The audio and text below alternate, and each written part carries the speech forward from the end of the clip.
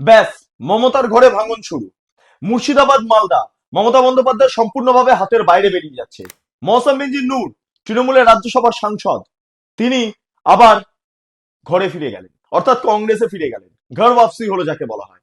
হ্যাঁ, 2019 সালে আপনাদের মনে থাকবে নবান্নে এই মুহূর্তে রাজ্যের বিরোধী দলনেতা শুভেন্দু অধিকারী তৎকালীন সময় তৃণমূল নেতা ছিলেন।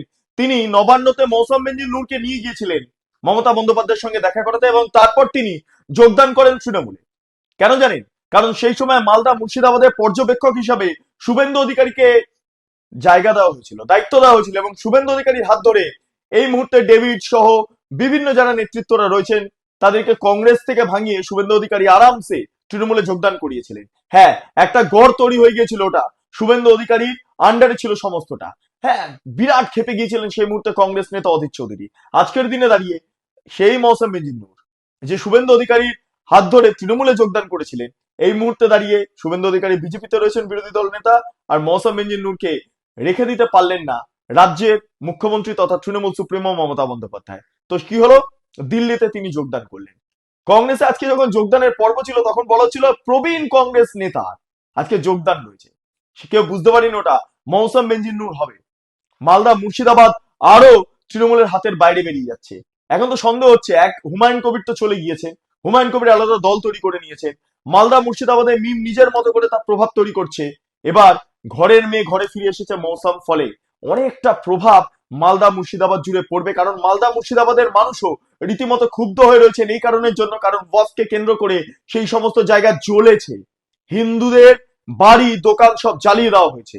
ফলে প্রচুর মানুষ ক্ষুব্ধ হয়ে রয়েছেন এই মুহূর্তে দাঁড়িয়ে, এবং তারই পরিপ্রেক্ষিতে দাঁড়িয়ে আজকে মৌসম বেনজির নূর তিনি চলে গেলেন রাজ্যসভার সাংসদ। হ্যাঁ, তিনি ইস্তফা দেবেন। তিনি ইতিমধ্যে দল থেকে ইস্তফা দিয়ে দিয়েছেন। তিনি এরপরে রাজ্যসভা থেকে ইস্তফা দেবেন। হ্যাঁ, তার ভাল লাগছিল না, ভাল লাগছিল না। এই কারণের জন্য ভাল লাগছিল না, কারণ তৃণমূল কংগ্রেস আর সেই তৃণমূল কংগ্রেস নেই। তৃণমূল কংগ্রেসের মধ্যে অনেক পরিবর্তন ঘটে গিয়েছে, সেই কারণের জন্য তিনি মানিয়ে নিতে পারছেন না। তাই তার রক্তে তো কংগ্রেস রয়েছে, মৌসম বেনজির নূরের রক্তে কংগ্রেস রয়েছে, হাত শিবির রয়েছে। ফলে তিনি আবার ফিরে গেলেন। ভাবতে পারছেন যারা যারা তৎকালীন সময়ের নেতৃত্বরা ছিলেন, তারা এই মৌসম বেনজির নূর এবং তার পরিবারের যেই কাজকর্ম বা যে রাজনৈতিক কর্মকাণ্ড সেই সম্পর্কে ওয়াকিবহাল রয়েছেন। এখনকার প্রজন্মও রয়েছেন। মালদা মুর্শিদাবাদে তাদের প্রভাব সম্পর্কে অনেকেই ওয়াকিবহাল। এই পরিস্থিতিতে দাঁড়িয়ে আজকের দিনে বেনজির নূরের এই হঠাৎ করে তৃণমূল ছেড়ে কংগ্রেসে যোগদান করা প্রায় 7 বছর পর, 19 সালে যোগদান করেছিলেন, 20, 21, 22, 23, 24, 25, 26, 7 বছরের মাথায় ভাবতে পারছেন আবার জয়েন করে গেলেন একটা দলে। 7 বছর টিকতে পারলেন না। তাকে পদ দেওয়া হয়েছিল সাংসদ, তিনি রাজ্যসভার, তাও তিনি টিকতে পারলেন না। কেন বলুন তো এমন হচ্ছে? তৃণমূল তো বহাল তবিয়তে রয়েছে। যদি বহাল তবিয়তেই থাকে, তৃণমূলে থেকে যদি কারোর কোনো রকম সমস্যা না হয়, তাহলে একজন এমপি তিনি ছেড়ে গেলেন কেন? একইভাবে জহর সরকারের কথা মনে করুন। জহর সরকার, তিনিও তো রাজ্যসভার এমপি হয়েছিলেন, তাকেও তৃণমূল করেছিল। কি হলো? আচ্ছা, ফেডেরিও, গোয়ার নেতা, তিনিও ছেড়ে দিলেন, তাকেও রাজ্যসভার সাংসদ করেছিল তৃণমূল কংগ্রেস। একের পর এক ছবি কিন্তু আমাদের সামনে ধরা পড়ছে। রাজ্যসভার সাংসদ করা হচ্ছে, আর তৃণমূল কংগ্রেসের নেতৃত্বরা, কর্মীরা তারা বেরিয়ে পালিয়ে যাচ্ছেন, তারা পুরনো দলে ফিরে যাচ্ছেন, তারা তৃণমূল কংগ্রেস ছেড়ে দিচ্ছেন, তারা সদস্য পদ ছেড়ে দিচ্ছেন। এই ঘটছে। ফলে তৃণমূল কিভাবে গোটা রাজ্যটাকে চালাচ্ছেন সেটা স্পষ্ট বোঝা যায়। মৌসম বেনজির নূর আজকে দিল্লিতে যোগদান করলেন। আমার মনে আছে বিধানসভাতে মমতা বন্দ্যোপাধ্যায়ের ঘর, সেই ঘরের ভেতরে মৌসম বেনজির নূরকে দেখাই দিয়েছে একাধিকবার। মমতা বন্দ্যোপাধ্যায় জিজ্ঞেস করেছিলেন কেমন আছো মৌসম, এরকম এরকম ইত্যাদি। চোখের সামনে দেখা সমস্ত কিছু। সেদিনকার 2019-এ নবান্নের 14 তলাতে মমতা বন্দ্যোপাধ্যায়ের সঙ্গে সাক্ষাৎ করেছিলেন শুভেন্দু অধিকারী। হ্যাঁ, সেই সময় আশ্বস্ত করা হয়েছিল তৃণমূল কংগ্রেস মানুষের জন্য আছে, মালদা মুর্শিদাবাদের উন্নয়নের জন্য আছে।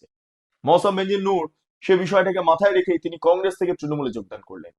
তাকে এমপি করা হলো রাজ্যসভার। তারপর তিনি দেখলেন যেমন কথা সেরকম তো কাজ নয়, কাজের মধ্যে তো হেল অ্যান্ড হেভেন ডিফারেন্স রয়েছে। সেই কারণের জন্য তিনি আজকে ছেড়ে চলে গেলেন, তৃণমূল ছেড়ে কংগ্রেসে যোগদান করলেন। যোগদান করার পর মৌসম সরাসরি জানাচ্ছেন আমি বরকত সাহেবের পরিবারের লোক, তাই পরিবারের সদস্যদের সঙ্গে কথাবার্তা বলে এই সিদ্ধান্তে উপনীত হয়েছে। হ্যাঁ, তৃণমূল নিয়ে তিনি একদম কোনো রকম কোনো বিষোদ্গার বা কোনো নেতিবাচক প্রতিক্রিয়া দেননি। ভদ্র মানুষ তো, ভদ্র মানুষ, তাই তিনি ওরম ভাবে রাজনীতি করবেন না। ভদ্র পরিবারের মানুষ তো, তাই তিনি কোনো কটূক্তি না করেই বলেছিলেন তৃণমূল আমাকে জায়গা দিয়েছে, তৃণমূলের মতো তারা যে যে পদ দিয়েছে সেই মতো করে আমি কাজ করেছি। তবে পরিবারের সদস্যদের সঙ্গে কথা বলে আমি সিদ্ধান্ত নিয়েছি আমি আবার কংগ্রেসে ফিরবো, তাই আমি কংগ্রেসে ফিরলাম। দেখুন, দল আমাকে রাজ্যসভার সাংসদ করেছে, তৃণমূল কংগ্রেস আমাকে ডিস্ট্রিক্ট প্রেসিডেন্টও করেছিলেন। এর বেশি কি দায়িত্ব দেবেন না দেবেন সেটা তো তৃণমূল কংগ্রেসের ব্যাপার, সেটা তো আমি ঠিক করতে পারি না। কিন্তু কয়েক মাস ধরেই আমাদের পরিবারের মধ্যে একটা আলোচনা হচ্ছিল এবং আমারও মনে হচ্ছিল যে আমি যেই কারণে রাজনীতি জয়েন করেছিলাম, বরকত সাহেবকে দেখে কিন্তু রাজনীতি জয়েন করেছিলাম। আর আমার মনে হচ্ছিল আমার মানে জয়েন করার পারপাসই হচ্ছে মানুষের পাশে থাকা, যেভাবে বরকত সাহেব সারা জীবন থেকেছিলেন সেটা হচ্ছিল এক ধরনের হচ্ছিল। কিন্তু যেই ধরনের আমরা একটা পরিবার হিসেবে করতে পারি, যেটা আমি আগেও বললাম যে বরকত সাহেবের লেগেছি কিন্তু কংগ্রেসের লেগেছি, তো সেটা তো আমি অন্য দলে থেকে করতে পারবো না। সেই কারণে আমরা ডিসিশন নিয়েছিলাম পরিবার হিসেবে যে আমরা একসঙ্গে বরকত সাহেবের লেগেসিকে স্ট্রং করব, কাজ করব, কংগ্রেসের লেগেসিকে স্ট্রং করব। এই হচ্ছে এই হচ্ছে মৌসম বেনজির নূরের ভদ্রতা, এটাই হচ্ছে ভদ্রতা। তাহলে দম বন্ধ হয়ে আসছে ধীরে ধীরে একে একে। এরকম প্রচুর তৃণমূল কংগ্রেসের সাংসদ, বিধায়ক, মন্ত্রীরা তারা যোগাযোগ করছেন বিভিন্ন ব্যক্তিত্বের সাথে, বিজেপির সাথে, সিপিএম এর সাথে, কংগ্রেসের সাথে। কেন জানেন? তৃণমূলে দম বন্ধ হয়ে আসছে। হ্যাঁ, তৃণমূল কংগ্রেসের শেষে শুরু তাহলে প্রশ্ন বিস্তর। এই মালদা মুর্শিদাবাদী তৃণমূলকে ঝুলিয়ে দেবে না তো? মালদার নেত্রী মৌসম বেনজির নূর। এই মালদা মুর্শিদাবাদে কি ঘটেছে কয়েকদিন ধরে আপনারা জানেন ভালো করে। সেখানে এমন ঘটনা ঘটছে, মারছে মুসলমান, মরছে মুসলমান, হিন্দুরা মরছে। এই বিষয়টা দেখতে পাচ্ছেন না কংগ্রেস নেতৃত্বরা। অধীর চৌধুরী ধীরে ধীরে এবার কি বক্তব্য প্রকাশ্যে আনেন সেটা অবশ্যই দেখব। তবে এই মুহূর্তে জানা যাচ্ছে কংগ্রেসে স্বাগত, মৌসম বেনজির নূরকে কংগ্রেসে স্বাগত জানানো হচ্ছে। कि वो तो दूसरी इशू है। आज जो इशू है मैंने ज्वाइनिंग का लेकर हम यहाँ प्रेस कॉन्फ्रेंस में बैठे हैं, पर डेफिनेटली जो हमारा जो रिजर्वेशन बिल है, महिला रिजर्वेशन बिल, वो कांग्रेस पार्टी ने ही लाई थी। कांग्रेस पार्टी ज़रूर महिला को सिक्योर करने के लिए बहुत सारा काम कर रही है। डेफिनेटली मुझे लगता है कि बंगाल में भी एक चेंज आना चाहिए। कांग्रेस बहुत सेक्युलर, ओपन माइंडेड पार्टी है। मैं तो एज अ कांग्रेस, अभी मैं कांग्रेस में ज्वाइन कर चुकी हूँ। कांग्रेस के लिए मैं फर्दर कैंपेन भी शुरू करूँगी। मैं तो यही बोलूँगी, in fact I wish to be the change which I want to see. मैं चाहती हूँ कि बंगाल में चेंज आए, परिवर्तन आए, और वो चेंज मुझसे शुरू हो। I have not come with any conditions. I have come with an open heart. I believe in the Congress leadership. In the past, also they have given me a lot of responsibility. In fact, too many responsibilities which maybe I was not being able to handle. I have full faith in the leadership. Leadership has full faith in me. Whatever responsibilities they would like to give, I will try my best to fulfill. দেখুন, কংগ্রেসকে শক্তিশালী করার কাজটাই আমি করব। কংগ্রেসের বিরুদ্ধে যারা লড়বেন ওনারাই প্রধান বিরোধী হবেন, কিন্তু আমাদের কংগ্রেসের যেটা প্রথম থেকে শেষ পর্যন্ত প্রধান বিরোধী সবসময় বিজেপিই রয়েছে, বিজেপিই থাকবে। ফলে আগামী দিনে এই পশ্চিমবঙ্গের রাজনীতি, বিশেষ করে মালদা মুর্শিদাবাদের রাজনীতি মৌসম বেনজির নূরের এই দল পরিবর্তনকে কেন্দ্র করে কতটা গুরুত্বপূর্ণ ভূমিকা পালন করে সেটা অবশ্যই দেখব। তবে এই মুহূর্তে রাজ্যসভা সাংসদ পদ থেকেও ইস্তফা দিচ্ছেন মৌসম বেনজির নূর।